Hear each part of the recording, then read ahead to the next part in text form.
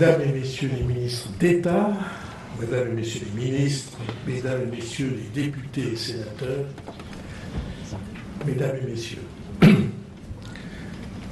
il est des moments dans l'histoire des peuples où ils ont rendez-vous avec eux-mêmes. Et ce moment est un de ceux-là. Il ne s'agit plus de savoir seulement quelles sont nos exigences, quelles sont nos préférences, mais qui nous sommes. Quel peuple formons-nous? À quoi ce peuple croit-il? De quel ciment est-il soudé?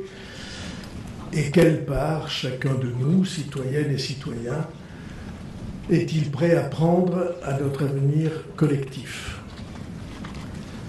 Alors je ne vais pas refaire sur cette question des finances publiques la longue histoire de notre étrange défaite, comme disait Marc Bloch pour un autre temps.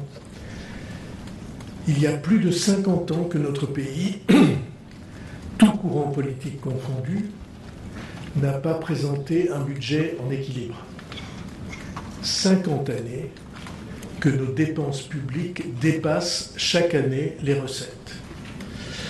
Et peu à peu, on s'est habitué à ce déficit, et cette habitude du déficit a gagné aussi ce qui est invraisemblable, les budgets sociaux, santé et retraite qu'on devrait pourtant assumer ensemble chaque année.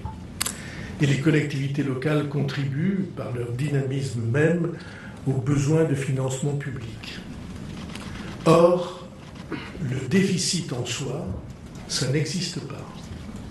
Le déficit, c'est purement et simplement de la dette. C'est comme ça dans toutes les familles, c'est comme ça dans toutes les associations, dans toutes les entreprises. Ce qu'on dépense en plus de ses revenus, en plus de ses ressources, il faut l'emprunter. Alors, encore faut-il savoir à quoi servent les sommes empruntées. Si dans votre famille, vous avez de quoi boucler les fins de mois sans difficulté et que vous empruntez pour l'avenir, pour construire une maison ou pour investir dans un appartement ou dans de nouvelles technologies ou des équipements, tout va bien.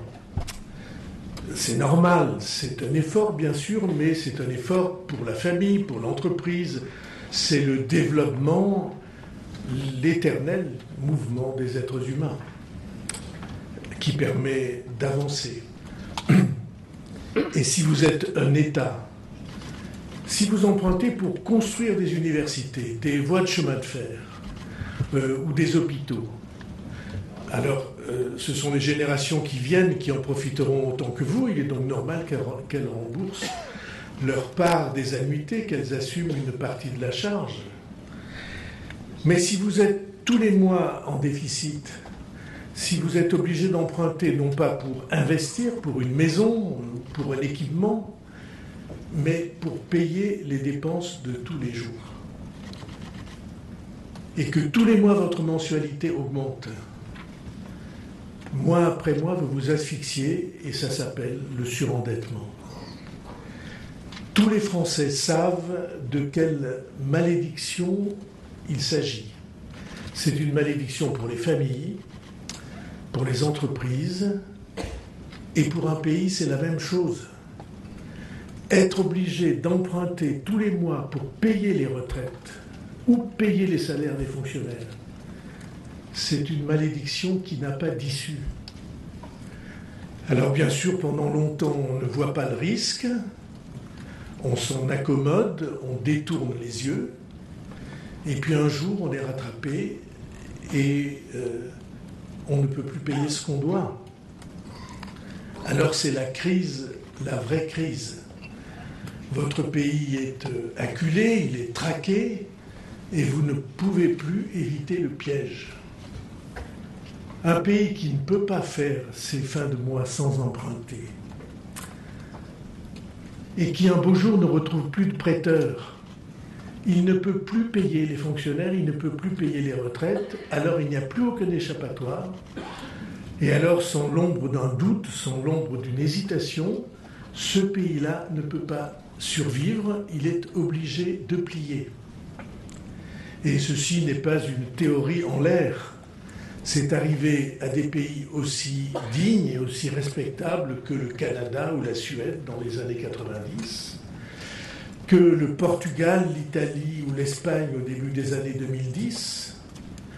Tout d'un coup, les prêteurs cessent d'avoir confiance et nous l'avons vu sous nos yeux arriver à la Grèce. Et je pense qu'il ne faut jamais oublier l'histoire de la Grèce ou l'exemple de la Grèce. Le Premier ministre d'alors s'appelait Alexis Tsipras. Il était à la tête d'une coalition qui s'appelait Syriza, de gauche et d'extrême gauche. Et pour éviter cet obstacle, il a convoqué un référendum du peuple grec pour que son pays dise non et que officiellement son pays derrière lui refuse les conditions de redressement qui lui étaient faites par l'Union européenne et le FMI. Ce référendum pour dire non, Alexis Tsipras l'a gagné très largement le dimanche et le jeudi, 4 jours après. Il a été obligé de signer tout ce qu'on lui demandait, tout ce qu'il avait juré de ne jamais accepter.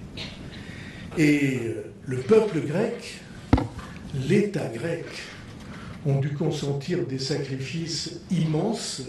Ils ont dû baisser de 30% les retraites et de 15% le salaire des fonctionnaires. Et c'est exactement ce que nous ne voulons pas. Et c'est pourquoi il faut constater que c'est là que nous en sommes et c'est pourquoi c'est notre moment de vérité. La dette de notre pays représente aujourd'hui plus de 3 300 milliards d'euros. Ça signifie 114% du produit national de chaque année, ce qui signifie que cette dette représente plus d'une année de la totalité de ce que notre pays a produit dans toutes ses activités agricoles, industrielles, intellectuelles, dans le secteur du commerce, des services, de la santé ou du soin, la totalité de cela, la dette le dépasse de au moins 2 mois entiers.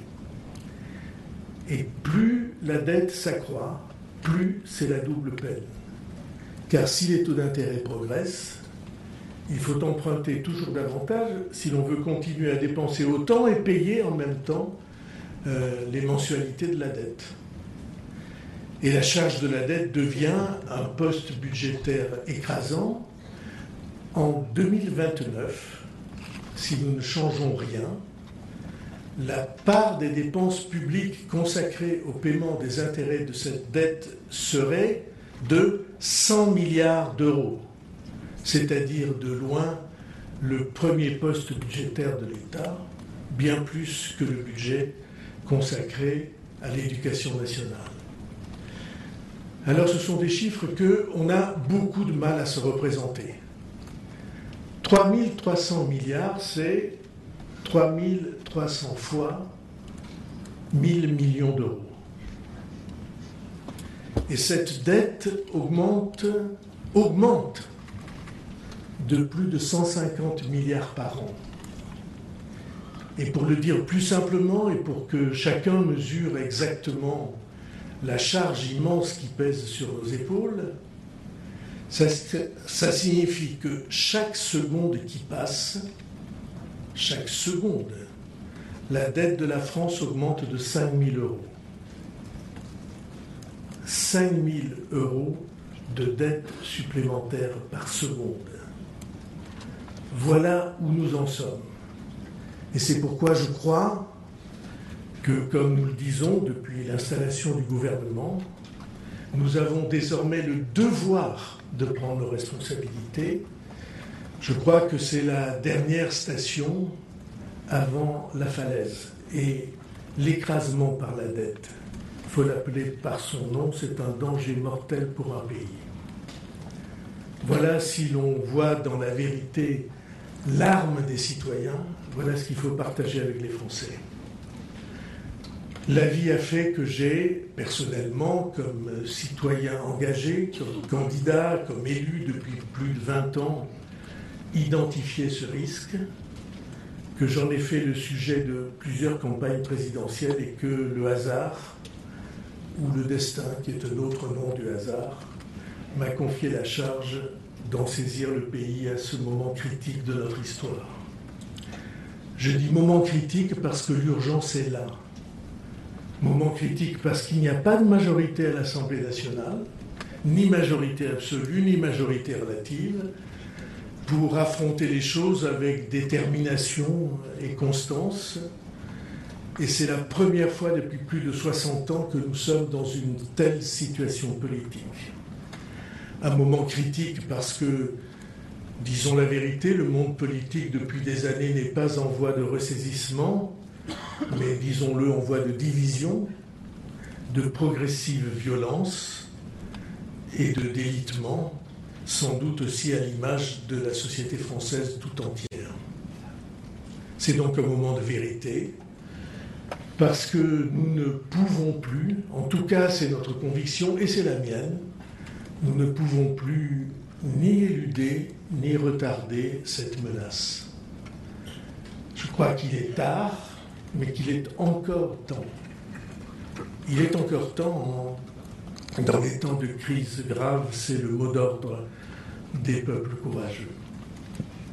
Alors il faut agir vite et agir fort, mais il faut agir avec justesse et justice.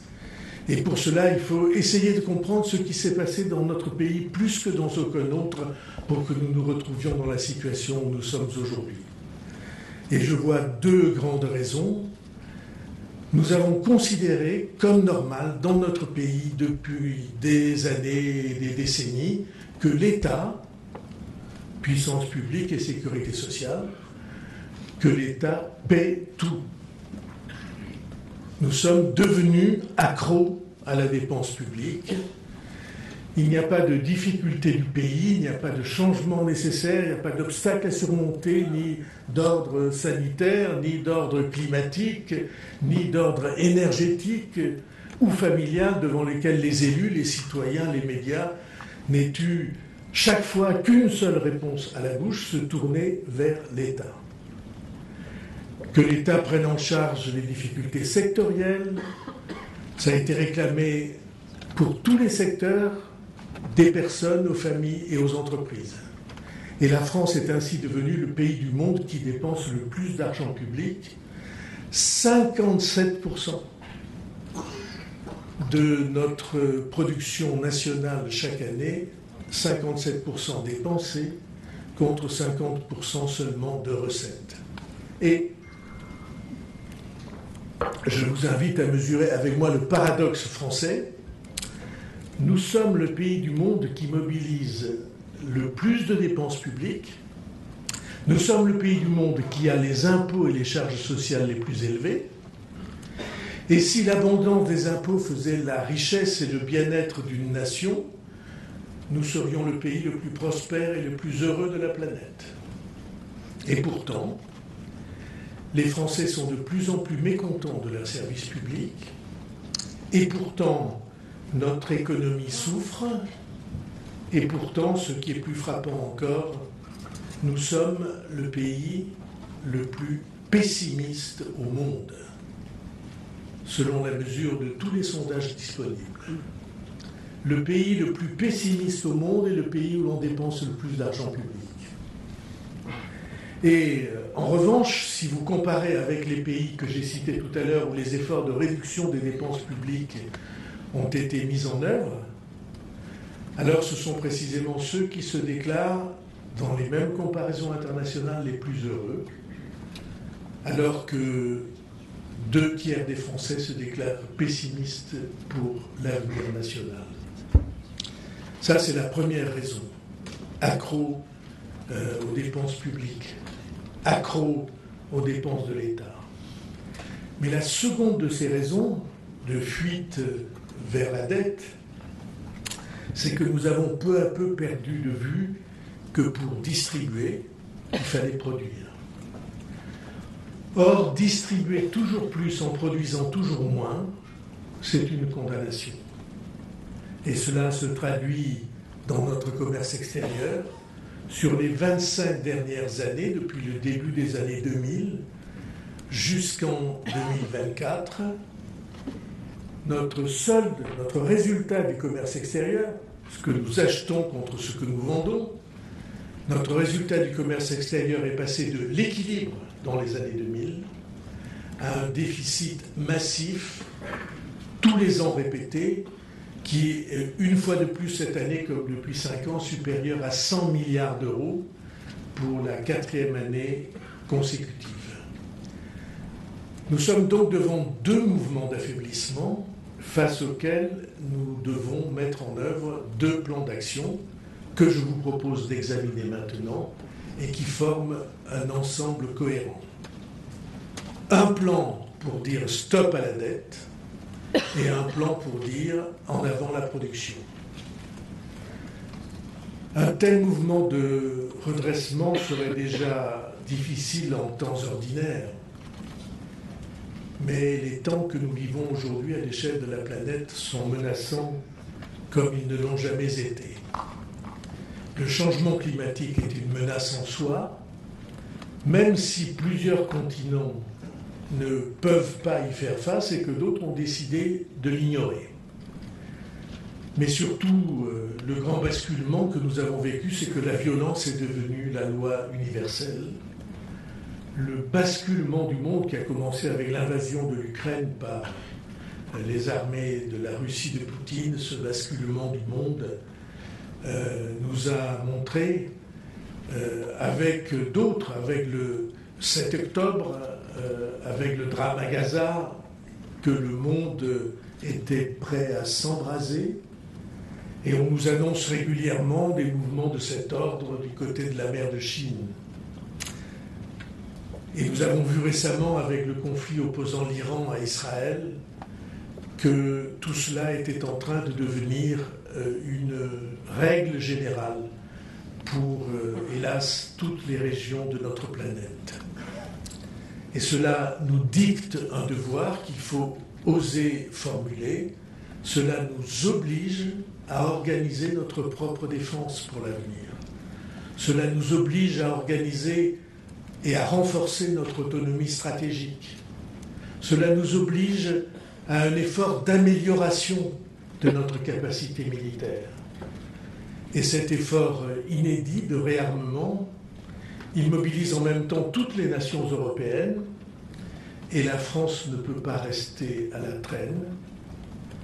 Nous savons tous que l'armée française, et nous croyons tous, j'imagine que l'armée française doit rester au niveau de ses responsabilités afin de faire face aux nouvelles menaces, aux nouvelles formes d'affrontement dont nous connaissons les visages, l'espace, le numérique, la désinformation, les armes nouvelles, les drones, les missiles, tout ce qui fait aujourd'hui l'actualité et la vie quotidienne de tant de nations soumises à la violence. Et donc, il faut dire clairement que nous devons nous donner les moyens d'affronter ces enjeux, ce qui passe d'abord par le respect de la loi de programmation militaire 2024-2030. Mais aussi exigeant que cela paraisse, c'est presque hors d'atteinte, nous allons en plus devoir accentuer cet effort. Tous les pays européens se réveillent face à la même obligation, à la même urgence, et tout d'un coup ils comprennent ce que la France leur dit depuis longtemps, depuis 60 ans, depuis le général de Gaulle et spécialement depuis 8 ans, depuis l'élection du président de la République, et qui se résume en une formule toute simple: dans le monde qui vient, vous ne pouvez compter que sur vous-même. Et tout se réveille donc sous la pression de la même urgence et des mêmes menaces. Partout la guerre est revenue et elle se mondialise. Nous savons tous que les armes avec lesquelles la Russie écrase les villes ukrainiennes, ce sont pour partie l'Iran et la Corée du Nord qui les produisent. La guerre est revenue et nous ne pouvons pas laisser notre continent désarmé ou soumis au seul choix américain. D'autant plus que, pour compliquer encore les choses, non seulement il y a cette violence partout dans le monde, mais Cette violence, elle s'est aussi étendue dans le monde économique, industriel, commercial, et la bataille des droits de douane fait de nous une cible, en tout cas nous impose une fragilité en face de laquelle nous allons devoir réagir, et c'est pourquoi le gouvernement veut une politique européenne déterminée dans la guerre des droits de douane. Et c'est pourquoi, pour parler de notre responsabilité et de notre devoir, le gouvernement assume, en accord avec le président de la République et dans la ligne qu'il a tracée dimanche, assume l'impératif de protection de notre défense nationale vers l'avenir, vers les nouvelles menaces et vers les armes nouvelles qui garantissent la liberté. Et cela se traduira par quelques 3,5 milliards d'investissements supplémentaires en 2026 et 3 milliards de plus en 2027. Et bien sûr, nous aurions tous préféré des temps plus paisibles, mais ce sont les nôtres, et la responsabilité est la nôtre. Alors nous devons faire face, et quelle que soit la difficulté des temps, nous ne braderons pas notre impératif de sécurité. Alors j'en viens donc, si vous voulez bien, à la présentation des deux plans. Stop à la dette, par lequel je vais commencer, et en avant la production que je traiterai ensuite, et qui vise à enrayer l'engrenage néfaste dans lequel nous sommes entraînés, ou pour être plus exact, dans lequel nous nous sommes laissés entraîner. Ces plans n'ont pas été pensés par le gouvernement en solitaire. Les contributions à cette réflexion ont été nombreuses, issues notamment des travaux des parlementaires, des partenaires sociaux, des groupes politiques, des associations d'élus locaux, des think tanks et de la société civile au sens large. Je veux remercier en particulier le président du Sénat et les commissions de la Haute Assemblée pour leurs propositions concrètes, et je remercie aussi tous les groupes parlementaires de l'Assemblée nationale qui ont pris part aux rencontres organisées avec le gouvernement sur la préparation du budget 2026. Toutes ces propositions ont été utiles, mais il est vrai que c'est moi, dans mes fonctions de chef de gouvernement, qui ai tranché. Je l'ai fait en conscience, sans aucune considération de quelque intérêt personnel ou catégoriel que ce soit. Je l'ai fait avec le seul souci du retour de notre nation à l'équilibre, ou pour commencer à un meilleur équilibre, et je l'ai fait pour défendre notre liberté et de tous ces choix, bien sûr. Je suis content de rendre compte aux Français. Alors d'abord, le plan Stop à la dette. Ce plan repose sur 5 principes.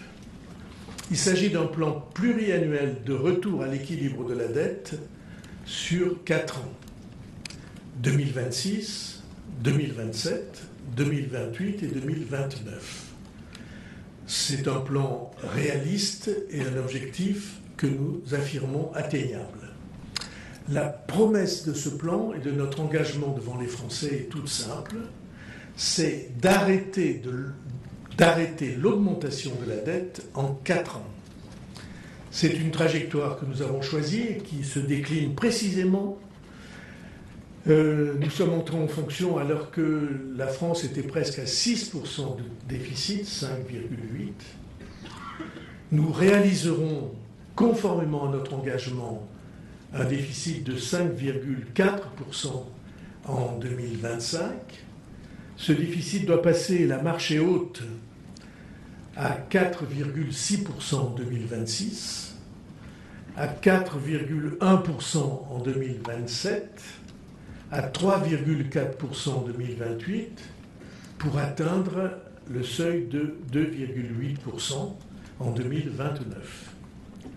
Alors 2,8%, c'est un peu moins de 3%, ce n'est pas des chiffres choisis au hasard.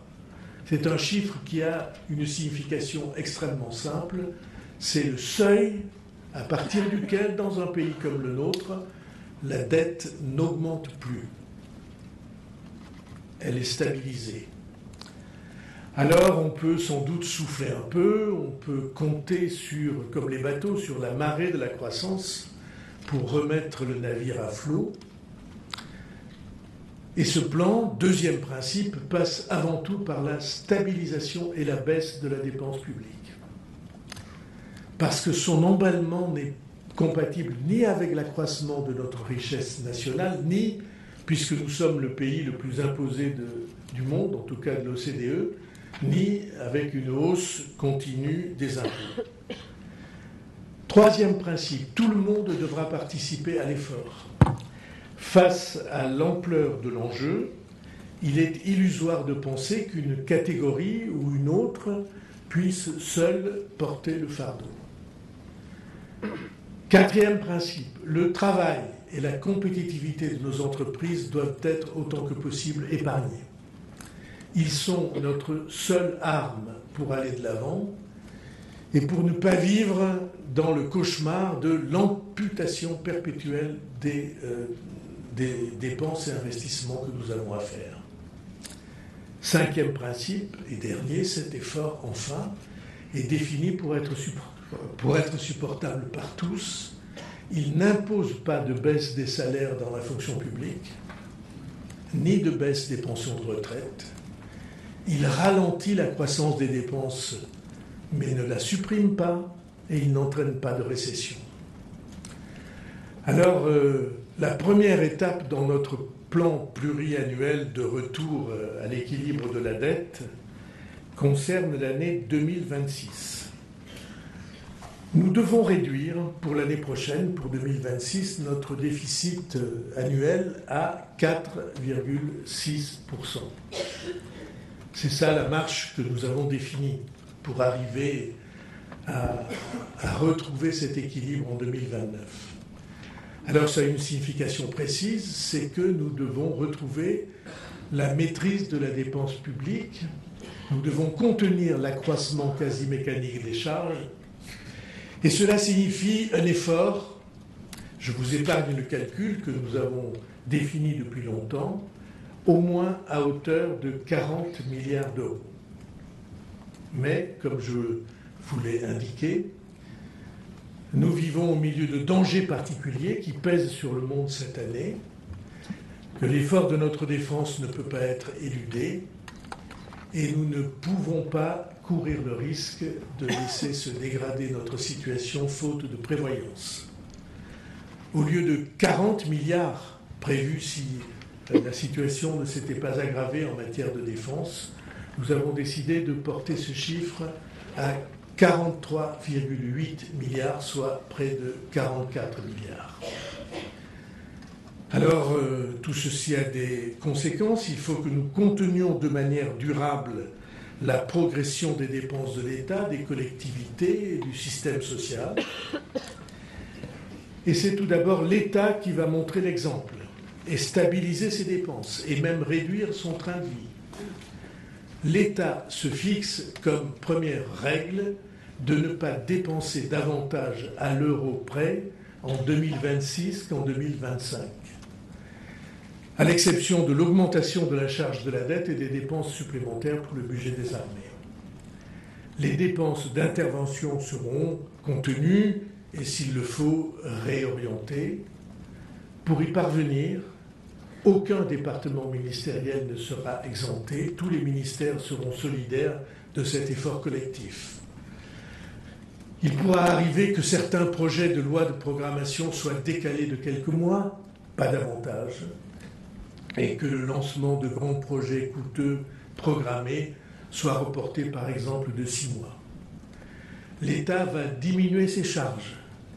Il va reprendre sa maîtrise de la masse salariale en réduisant de 3000 postes le nombre d'emplois publics dès 2026, hors les postes d'élèves-professeurs créés dans le cadre de la réforme des enseignants. Cet effort sera inscrit dans la durée. Les administrations et les opérateurs devront repenser leurs moyens en anticipant dès à présent une règle que nous fixons pour les années qui viennent et qui sera une règle de non-remplacement d'un fonctionnaire sur 3 partant à la retraite. Mais l'État doit aussi mieux maîtriser son patrimoine. L'État est propriétaire de très nombreux biens immobiliers pour un montant de plusieurs centaines de milliards, il y a même des chiffres plus importants encore qui sont articulés. Patrimoine qu'il ne connaît pas toujours en détail et dont il ne fait, pour ainsi dire, rien. Patrimoine important et improductif.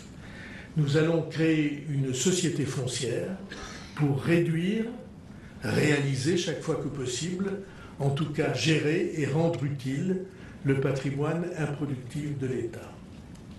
L'État détient aussi des participations dans de grandes entreprises. Plusieurs sont essentielles. Elles doivent être protégées pour jouer leur rôle stratégique. Mais dans certaines de ces entreprises, la participation de l'État pourrait être diminuée sans réduire son influence. Et le patrimoine ainsi dégagé doit être mis en œuvre, par exemple, pour aider à de grands programmes de recherche. Enfin, l'ensemble des opérateurs de l'État, et en particulier les très nombreuses, j'avais écrit innombrables agences ou comités, prendront pleinement leur part à cet effort. Je salue le travail initié par la commission d'enquête sénatoriale sur lequel nous nous appuierons. Nous allons supprimer des agences improductives qui dispersent l'action de l'État. Les dépenses seront recentrées. Plusieurs centaines, peut-être entre 1000 et 1500 emplois seront supprimés, mais surtout dans le cadre de l'exercice de la refondation de l'action publique, une réorganisation des opérateurs doit être menée, qui passera soit par des réinternalisations, l'État reprendra la responsabilité de certaines de ces actions, soit par des fusions. À cet effort de maîtrise des dépenses publiques, les collectivités devront aussi prendre leur part. Elles sont proches des Français, elles sont au cœur de l'investissement public, mais elles doivent participer à l'effort général. La règle sera que leurs dépenses ne dépassent pas dans les années qui viennent la progression des ressources de la nation.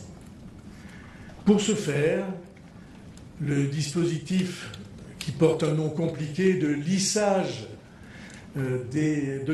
conjoncturel, est-il écrit, des recettes fiscales.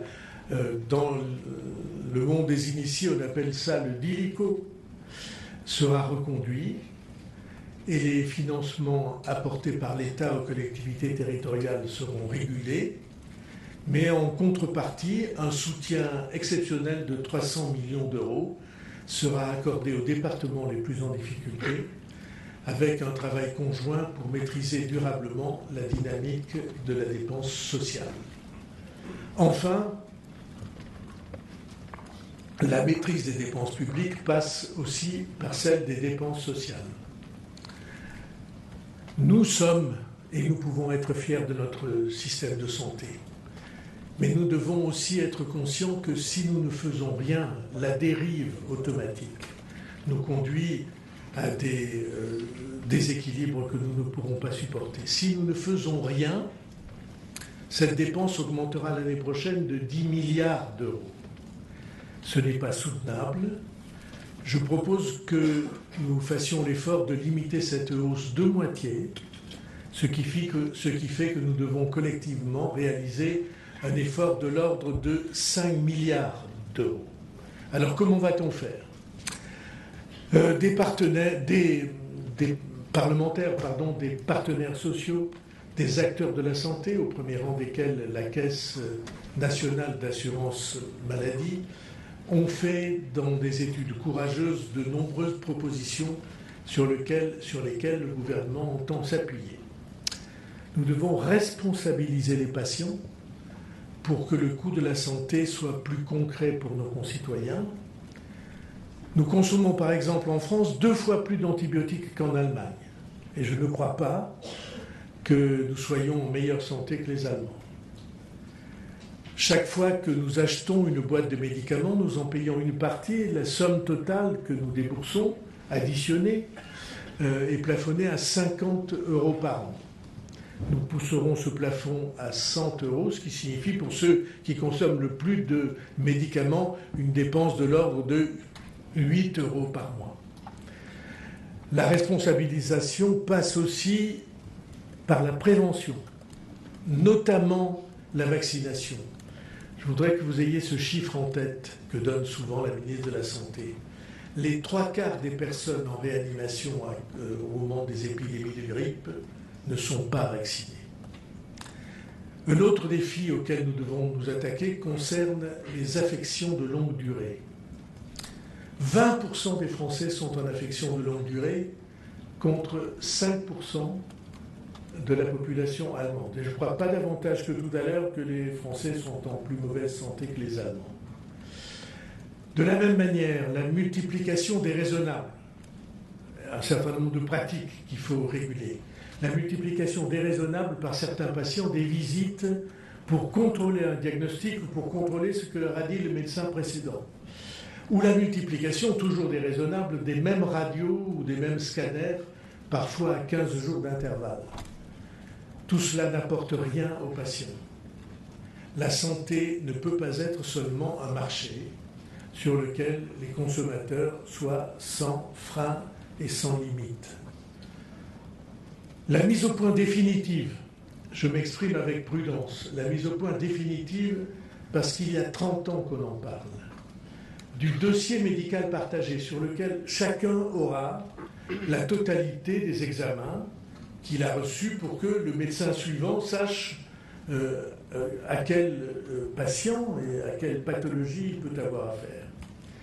Le dossier médical partagé et sa tenue obligatoire par les praticiens feront, avec le concours de l'intelligence artificielle, faire des pas de géant au diagnostic et à la prévention et à l'aggravation des affections. Cela, tous les médecins et tous les professionnels de santé le savent. Nous allons donc engager une réforme en profondeur de prise en charge de ces affections avec, dès 2026, des mesures visant à sortir du remboursement à 100% des médicaments qui sont sans lien avec l'affection déclarée. Évidemment, il ne s'agit pas des médicaments qui touchent l'affection en question. Et aussi à pousser qu'on puisse sortir du statut d'affection de longue durée lorsque l'état de santé ne le justifie plus. Une plus grande efficience, comme on dit, une plus grande efficacité sera demandée à l'hôpital, notamment dans les achats et grâce à la médecine ambulatoire et de la même manière dans les soins de ville. Je donne un exemple de meilleure gestion qui ne coûterait rien, bien au contraire.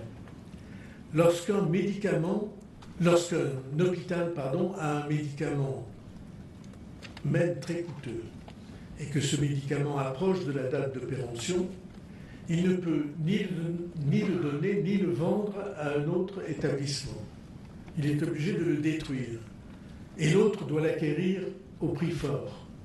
C'est de bon sens qu'on puisse ainsi faire des économies en partageant ou en mutualisant les achats et le risque.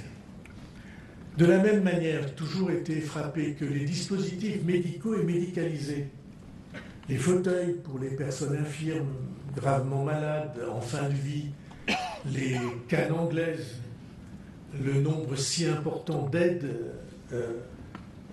de matériel mobilisé pour une personne gravement atteinte, il faut pouvoir les réutiliser après que la personne n'en a plus besoin, par exemple après qu'elle a disparu. En ce qui concerne les arrêts maladie, nous devrons mettre fin à une dérive. Les contrôles qui ont été exécutés sur les arrêts maladie de plus de 18 mois ont montré que pour 50% d'entre eux, ces arrêts de travail n'étaient plus justifiés au moment où le contrôle a lieu.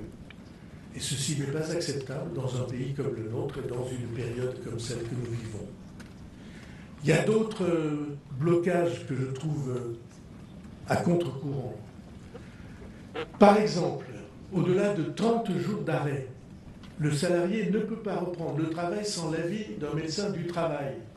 Or, comme nous manquons cruellement de médecins du travail, comme d'autres spécialités, des dizaines de milliers de personnes qui souhaiteraient reprendre le travail en sont empêchées. Et je trouve que c'est absurde. Ça fait des dépenses inutiles, ça pourrait faire des économies utiles, et surtout ça pourrait servir à leur vie, au meilleur équilibre de leur vie. Eh bien, à l'exception des maladies professionnelles et des accidents du travail, on dira que c'est le médecin, généraliste ou spécialiste, qui déterminera la possibilité de reprise du travail. Ce sont ainsi, c'était des exemples pour montrer que ce sont des modifications dans nos comportements individuels qui contribueront au retour à l'équilibre, en tout cas à un meilleur équilibre de la sécurité sociale, sans dégrader la qualité des soins. Tous ces efforts qui impliquent l'État, les collectivités, les dépenses sociales que je viens de décrire, si je fais les additions exactes, ils ne suffiront pas à eux seuls. Ils représentent quelque chose comme 21 milliards. Or, nous nous sommes fixés, je vous rappelle, d'atteindre 44 milliards. Il nous faut donc mettre en œuvre d'autres stratégies, et je vous propose plusieurs de ces autres stratégies. La première, c'est que nous devons partager en 2026 une année blanche. Qu'est-ce que c'est une année blanche? C'est une année dans laquelle on n'augmente plus ni les prestations, ni les barèmes. Une année blanche, c'est une année où, en 2026, on aura exactement le même montant des retraites pour chaque pensionné que celle qu'on avait en 2025. C'est un effort collectif qui concerne toutes les catégories de Français, et cette règle sera de ne pas dépenser plus en 2026 qu'en 2025. Pas moins, mais pas plus, pour chacun d'entre nous. C'est un effort très important, temporaire, demandé à tous, mais qui n'aura de sens que s'il est juste et si chacun contribue à hauteur de ses moyens. Donc l'ensemble des prestations sociales seront maintenues en 2026 à leur niveau de 2025, et il n'y aura pas d'exception. Les Français concernés, c'est-à-dire un grand nombre d'entre nous, seront aidés dans cet effort par la presque disparition de l'inflation qui nous a tant pénalisé ces dernières années. Vous savez que l'inflation est prévue cette année à 1% ou un peu moins de 1%.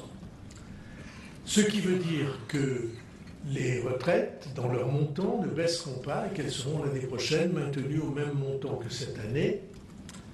Et je le disais, la règle, c'est pas plus, mais pas moins.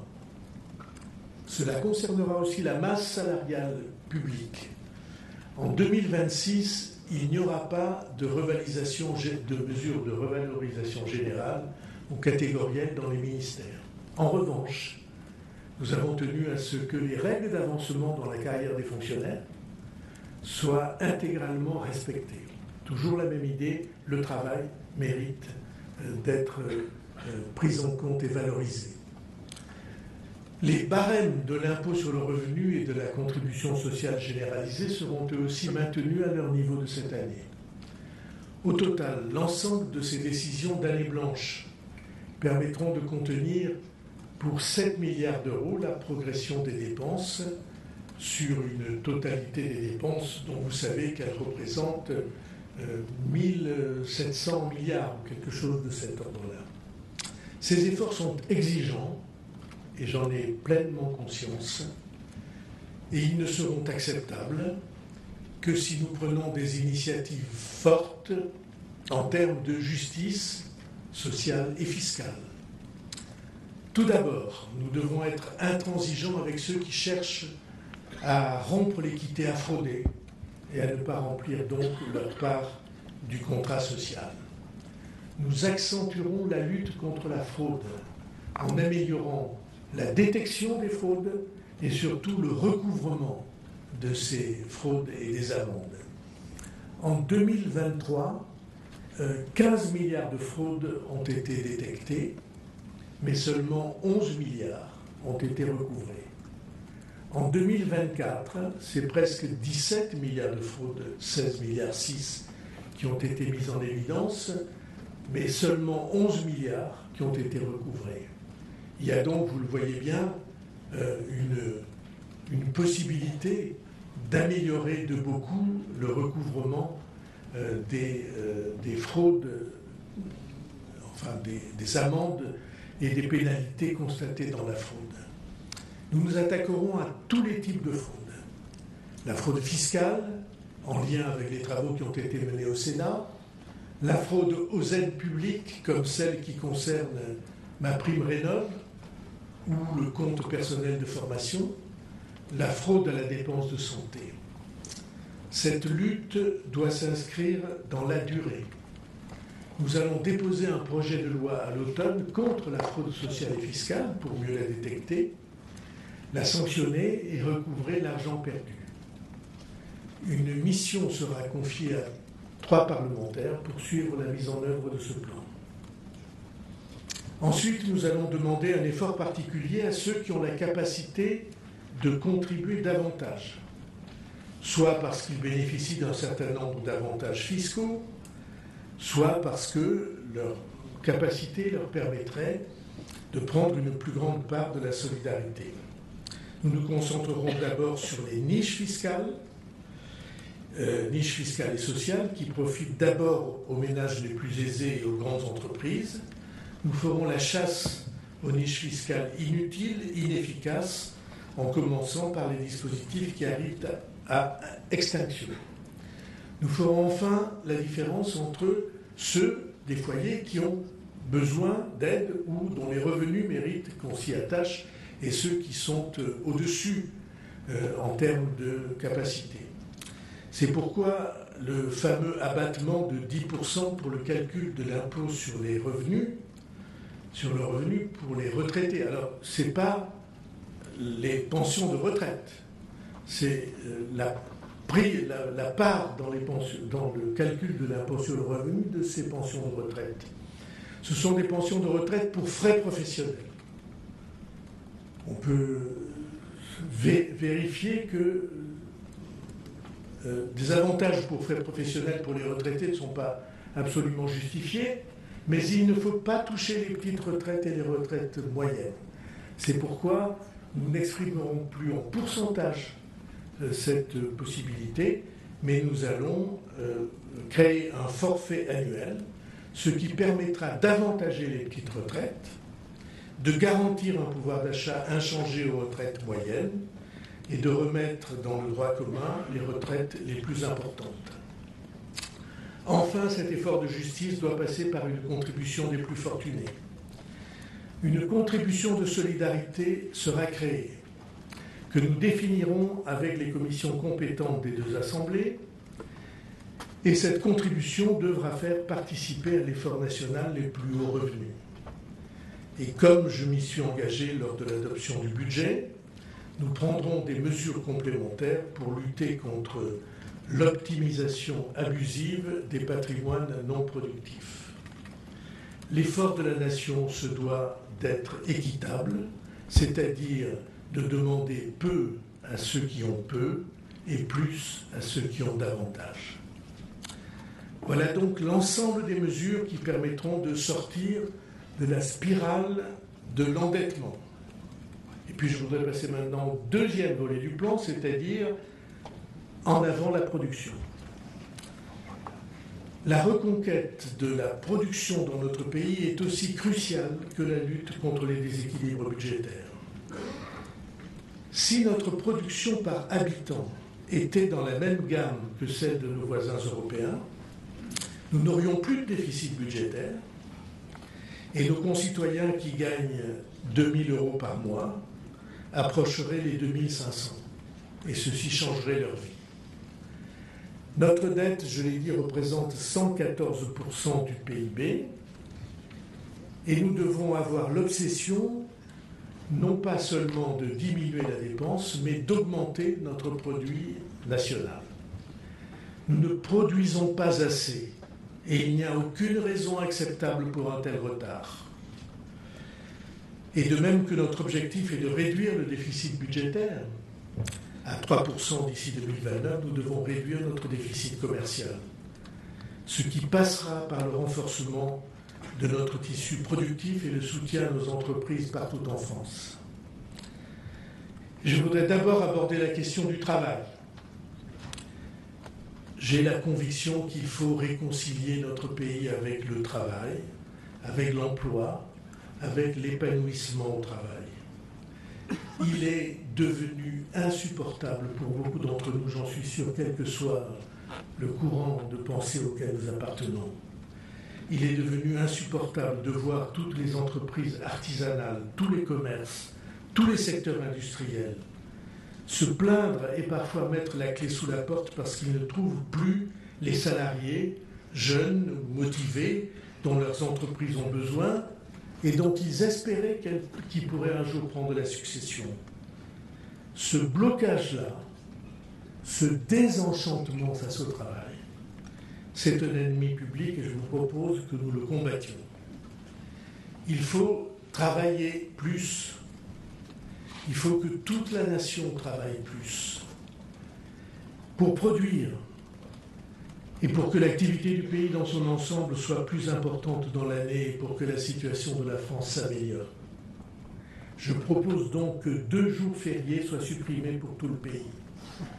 Je cite comme exemple, mais je suis prêt à accepter d'autres idées, le lundi de Pâques, qui n'a aucune signification religieuse, et le 8 mai, dans un mois de mai devenu un véritable gruyère, où l'on saute de pont en viaduc de congé, et qui est en avance de phase, comme on dit, un mois qui porte vers les vacances. Ce sont des propositions. Je suis prêt à en accepter ou en examiner d'autres. Si d'autres idées surgissent, bienvenue. Et nous pourrons voir. Mais vous voyez bien que ça n'est pas du tout la même chose pour les spécialistes parlementaires que d'autres idées qui avaient été proposées l'année dernière, qui étaient qu'il y ait pour chaque travailleur une journée de solidarité dont on ne vérifierait pas vraiment si elle est accomplie ou pas et qui se traduirait uniquement par des prélèvements sur les entreprises. Ce n'est pas du tout la même chose. C'est le pays tout entier qui se met au travail, ou qui se remet au travail un jour où, depuis longtemps, il ne travaillait plus. Au passage, cette modification de notre calendrier des jours fériés rapportera plusieurs milliards au budget de l'État, simplement parce que les entreprises, les commerces, la fonction publique, la nation travaillera et que notre production sera améliorée. Si nous ne produisons pas assez aujourd'hui, c'est aussi parce que nous ne sommes pas assez nombreux à travailler. Alors ça a une signification très simple, nous devons augmenter la part de nos concitoyens qui travaillent, faire en sorte que ceux qui le veulent puissent travailler davantage et que tous travaillent dans de meilleures conditions. Il n'est pas normal qu'un pays comme le nôtre, avec autant d'emplois offerts, conserve un taux de chômage au-dessus de 7% et que le nombre d'emplois non pourvus soit aussi élevé. L'accent doit notamment être mis sur les jeunes et les seniors pour qui les taux d'emploi sont particulièrement faibles par comparaison avec nos voisins européens. Pour améliorer cette situation, nous devons lever les obstacles qui tiennent beaucoup de Français éloignés du marché du travail. Dans les prochains jours, je vais proposer 2 négociations, s'ils l'acceptent, aux partenaires sociaux, un nouveau chantier sur l'assurance chômage, dont beaucoup d'analyses indiquent qu'elle porte une responsabilité dans son organisation actuelle sur l'absence de reprise d'emploi, et aussi un chantier sur le droit du travail pour améliorer les conditions de travail pour tous, faciliter les recrutements, augmenter les offres de travail lorsque c'est possible. Nous devons avoir comme but que le travail soit toujours un choix gagnant, qu'il n'y ait aucun frein, plus aucun frein au fait de travailler ou de travailler plus. En coordination avec les collectivités, je proposerai au Parlement avant la fin de l'année un projet de loi créant une allocation sociale unifiée pour une solidarité plus lisible et qui donne toujours la priorité au travail. Et si le travail devient un choix gagnant, alors notre système de retraite en sortira aussi gagnant, comme je m'y suis engagé à l'issue du conclave, entre guillemets, avec les partenaires sociaux. Les mesures assurant l'équilibre financier du régime et un traitement plus juste, notamment pour les femmes dont la maternité est venue bousculer les carrières, et la prise en compte de la pénibilité figureront dans le projet de loi de financement de la sécurité sociale à l'automne. Tous ces progrès seront réalisés sans alourdir le coût du travail. Nous devons enfin, et c'est un chantier vraiment très important, c'est une reconfiguration de notre système social au moment où il a 80 ans. Et si nous voulons qu'il dure 80 années de plus, nous devons moins faire peser sur le travail le financement de notre système social. C'est une question pas seulement de compétitivité et de pouvoir d'achat, mais de justice. Nous devons refonder ce modèle de financement en cherchant d'autres bases pour le financer que le travail. Ce basculement d'assiette, comme disent les initiés, est un des très grands chantiers que nous avons devant nous. Deuxième option dans ce chapitre produire, c'est la simplification. Nous devons créer un environnement propice à la production par l'allègement et la simplification de toutes les procédures bureaucratiques qui asphyxient pas seulement les entreprises, mais les foyers et les personnes, les artisans par exemple, en créant des obligations de dossier toujours plus lourdes et des normes toujours plus nombreuses. Un rapport du Sénat vient de mettre en évidence la somme si importante que l'État apporte aux entreprises, 211 milliards sur une seule année. Alors j'ai tout à fait conscience, sans vouloir critiquer la Haute Assemblée, que cette addition ajoute de manière un peu rapide des allègements de charges à des subventions. Il y a de multiples avantages de nature très différente. Tout cela est un peu vertigineux, 211 milliards. Disons en tout cas plus de 100 milliards. Ce sont des sommes très importantes. Et il me semble qu'il faut reprendre la réflexion sur tout cet ensemble à partir d'orientations nouvelles et franches. Alors je vous propose que cette réflexion soit organisée autour d'un principe d'échange d'avantages. Moins de subventions contre plus de liberté, de simplification et de confiance.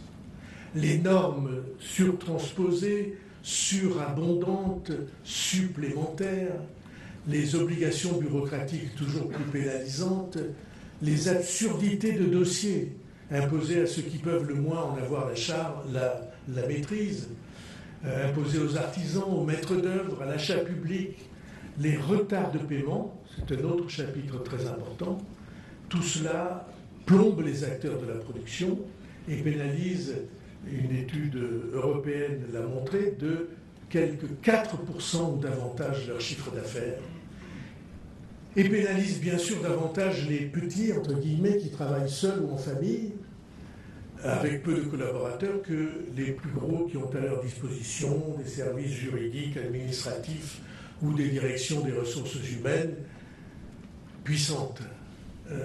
Mais c'est vrai que ça pénalise davantage les petits que les plus importants, mais c'est un filet qui ralentit et paralyse tout le monde.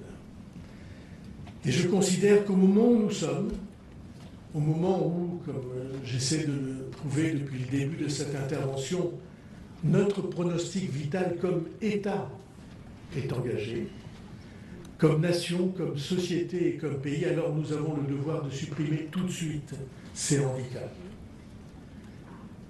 Et donc, baisser les obligations, les contraintes, la bureaucratie, et en échange, baisser les subventions et les aides de toute nature.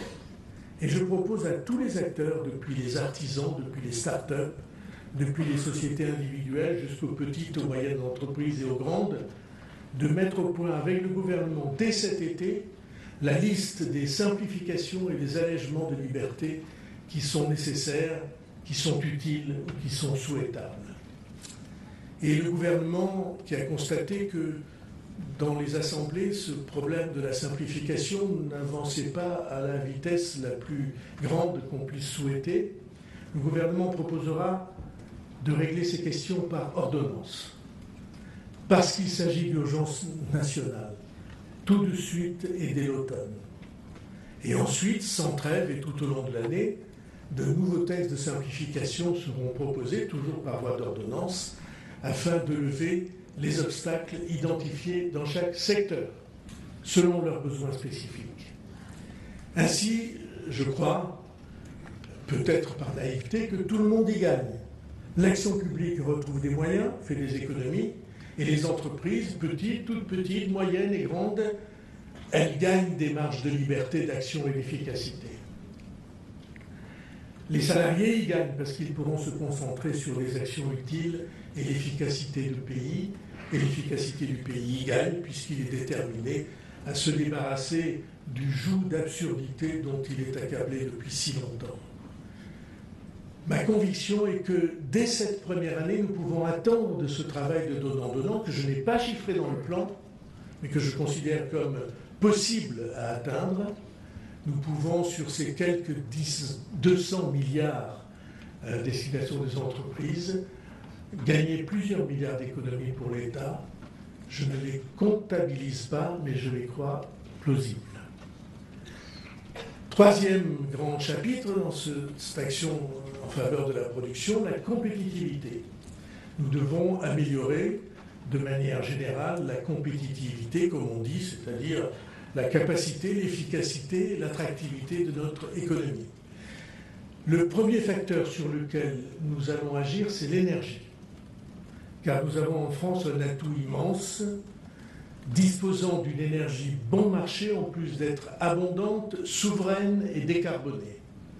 Nous devons davantage miser sur cet atout et remercier tous ceux qui ont, au travers du temps, permis l'édification de cette production d'électricité.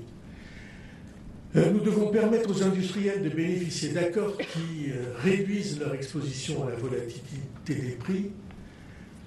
Plus d'une dizaine d'accords de contrats de long terme ont déjà été signés par les industriels avec EDF, à un coût de production, au coût de production du nucléaire, mais au-delà de ces dizaines d'accords, je pense qu'on peut viser l'équivalent de 30 TWh de contrats d'ici la fin de l'année, soit près de 10% de la production nucléaire.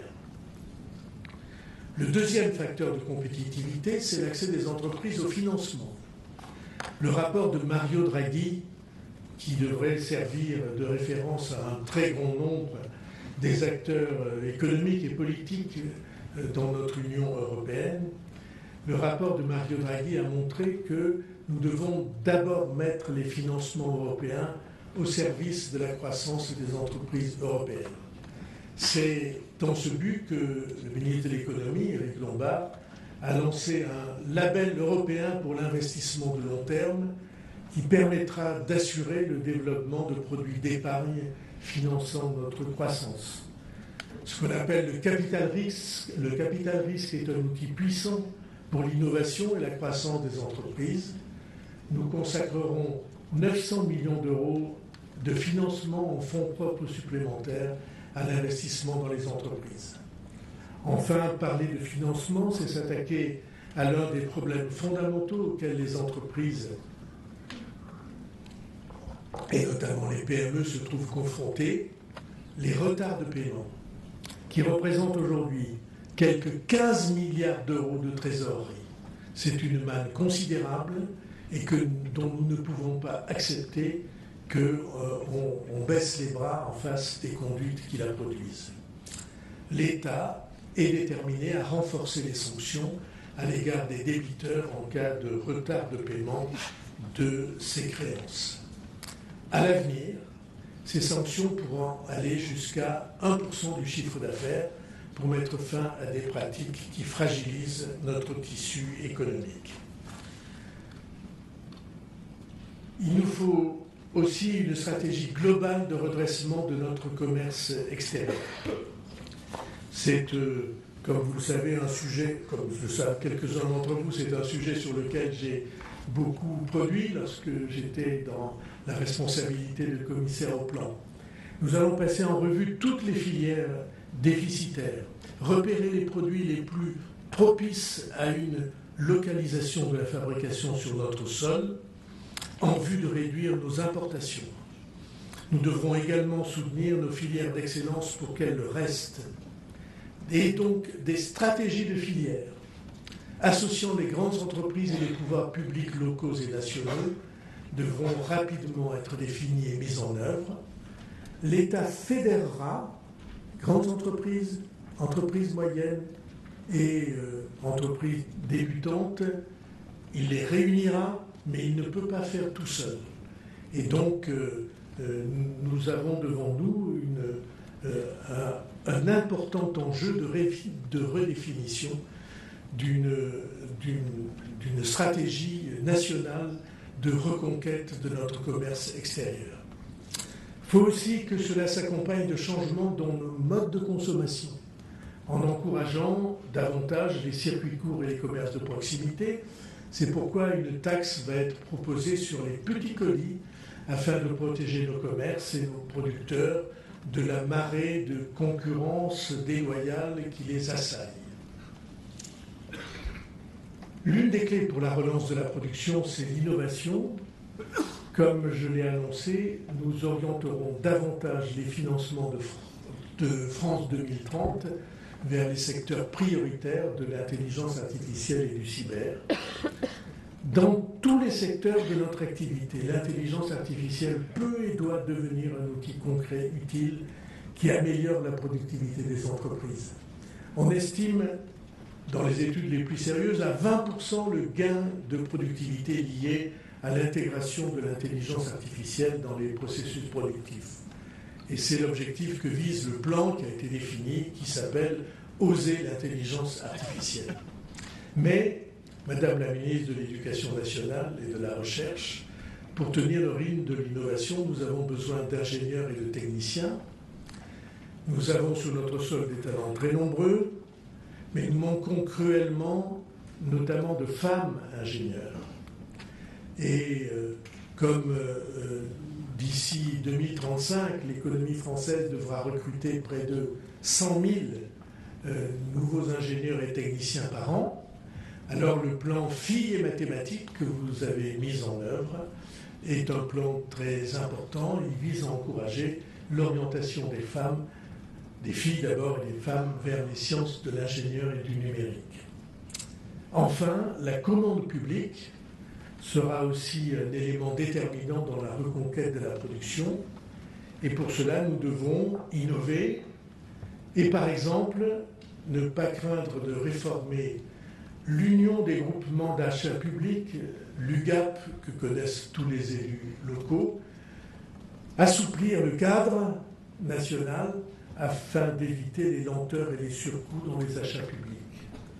Nous devons également changer les règles au niveau européen pour nous permettre d'acheter européen et de soutenir notre industrie dans un contexte géopolitique, comme on dit, dans un contexte de la planète nouveau. C'est l'introduction d'une véritable préférence européenne que nous appelons de nos vœux, que des critères de contenu local puissent être introduits dans les marchés publics, mais aussi dans les aides publiques ou dans les normes. Mesdames et messieurs, j'ai tenu à vous parler un langage clair et vrai. Si notre vie politique est menacée de dissolution aujourd'hui, c'est aussi parce que nous craignons trop souvent de nommer les choses par leur nom, parce que nous avons cessé de faire de la vérité le critère qui nous permette d'orienter notre action. Hannah Arendt disait qu'un peuple à qui on a cessé de dire la vérité ne peut plus rien croire. Il est privé, disait-elle, non seulement de sa capacité d'agir, mais de sa capacité de penser et de juger. Ce que j'ai voulu faire en m'exprimant devant vous aujourd'hui, c'est permettre à tous de juger la gravité de la situation,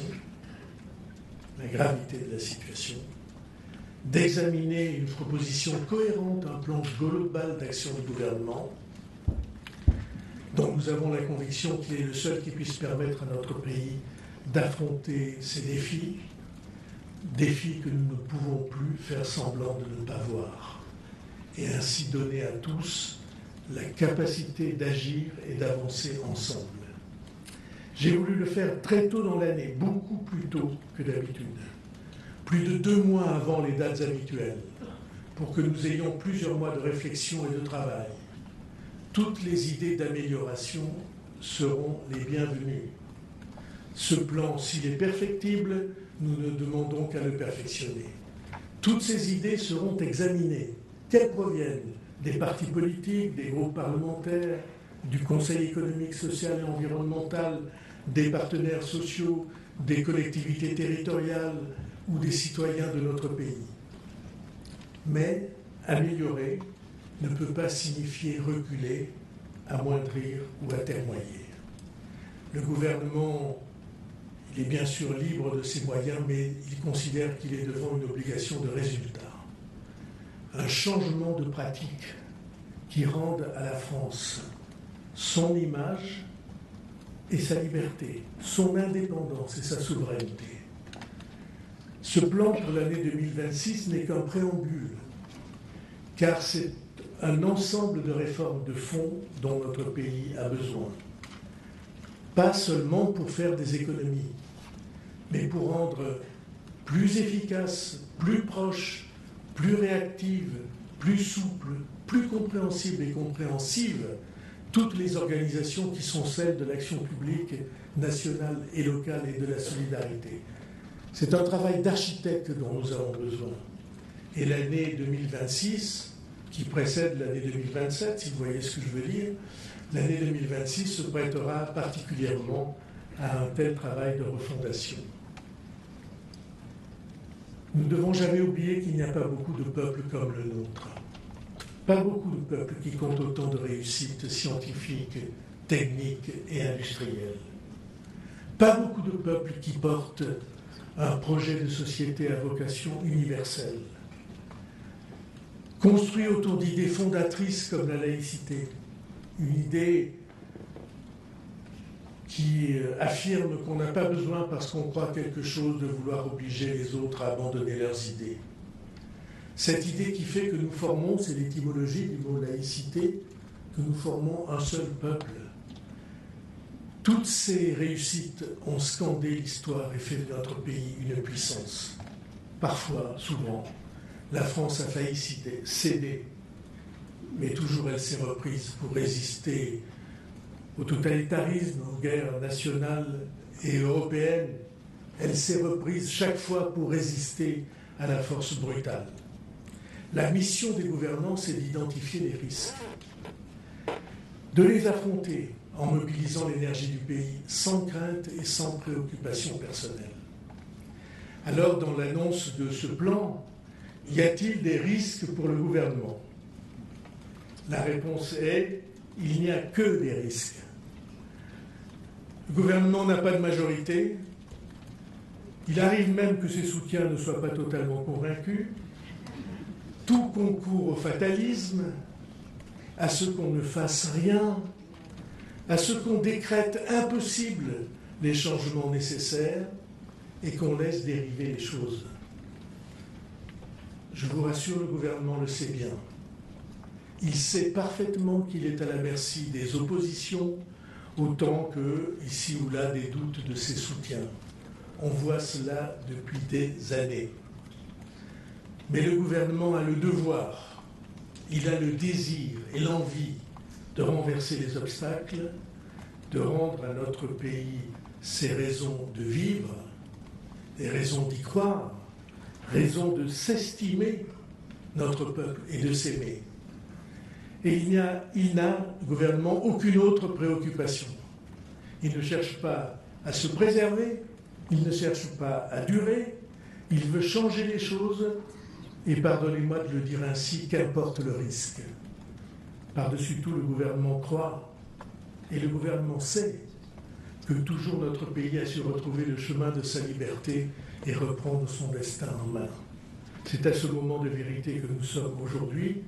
Nous savons que le chemin est difficile, que la voie est étroite, mais que le chemin existe d'indépendance, de prospérité et de progrès humain, et qu'ensemble nous pouvons le choisir. Je devrais dire qu'ensemble nous allons le choisir. Je vous remercie.